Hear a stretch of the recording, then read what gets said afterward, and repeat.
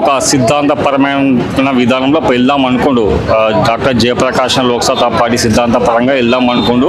ఆయన రాజకీయంగా చాలా ప్రయత్నాలు చేసిండు, సక్సెస్ అనేది రాలేదు. కాకపోతే ఎప్పుడైతే ఇప్పుడు భారతీయ జనతా పార్టీ, టీడీపీ వీళ్ళంతా కలవడం వల్ల తనకి విజయం వరించింది.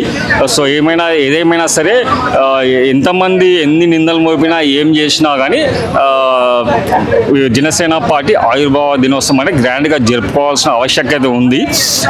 జరుపుకుంటారు కూడా వాళ్ళు, ఎందుకంటే ఇది వాళ్ళ పార్టీ ఫండ్స్ ఉంటాయి. ఎవరు వ్యక్తిగతంగా ఇప్పుడు జనసేన అధ్యక్షుడు పెట్టడు, ఇంకా వేరే వాళ్ళు అది కాదు, కానీ ఒక ఫండ్ ఉంటుంది. ఆ ఫండ్ రైజింగ్తోనే అన్ని కార్యక్రమాలు జరుగుతాయి. ఇప్పుడు కొద్దిమంది స్పాన్సర్స్ ఉంటారు, కొద్దిమంది లైటింగ్ పెట్టించే వాళ్ళు ఉంటారు, కొద్దిమంది స్టే చేసే వాళ్ళు ఉంటారు.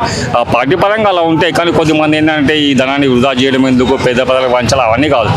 పేద ప్రజలకు పంచేది, పేద ప్రజలకు అందేది వాళ్ళకి అందుతుంది.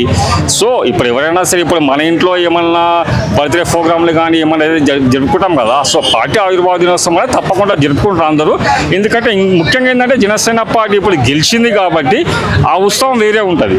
సో ఆ జనసేన పార్టీ ఆవిర్భావ దినోత్సవం చాలా గ్రాండ్ సక్సెస్ అవుతుంది. గ్రాండ్ సక్సెస్ కావాలని కూడా అందరూ రెండు తెలుగు రాష్ట్రాల ప్రజలు కోరుకుంటున్నారు. ఎటువంటి ప్రణాళికలతో ముందుకెళ్తే పార్టీ ఇంకా ప్రజల్లోకి అలాగే యూత్లోకి బాగా వెళ్ళే అవకాశం?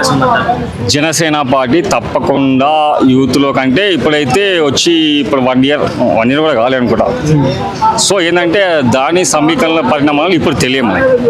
ఎప్పుడైతే ఇప్పుడు పీఠాపురంలో తను ఎమ్మెల్యేగా ఉన్నాడు కాబట్టి ఆ పీఠాపురంలో కానీ మొత్తం ఆంధ్రప్రదేశ్ పరంగా కానీ ముఖ్యంగా పవన్ అన్న ఏమంటే నేను ప్రజాక్షేత్రంలో ఉంటా, ప్రజా సమస్యలు పరిష్కరిస్తా అంటున్నాడు.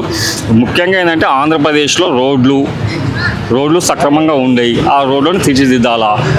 ఇంకేంటంటే గ్రామీణ ప్రాంతాలు డెవలప్మెంట్ కావాలా, నీటి సమస్య లేకుండా పెన్షన్స్ కానీ ఇంకా యువతకు ఉద్యోగాలు కానీ వీటన్నిటి మీద దృష్టి కేంద్రీకరించాలా. ముఖ్యంగా ఇప్పుడైతే చెప్పలేము, ఫర్దర్ ఫ్యూచర్ ఇంకా 2 years పోతే మనం చెప్పగలుగుతాం పార్టీ పూర్తి క్షేత్రస్థాయిలో. ప్రజెంట్ అయితే ఇప్పుడైతే బాగానే ఉంది. పార్టీ ఆవిర్భావ దినోత్సవం గ్రాండ్ సక్సెస్ కావాలని చెప్పి రెండు తెలుగు రాష్ట్రాల ప్రజలు, కార్యకర్తలు, నాయకులు అందరూ కోరుకుంటున్నారు. జై. Okay, thank you.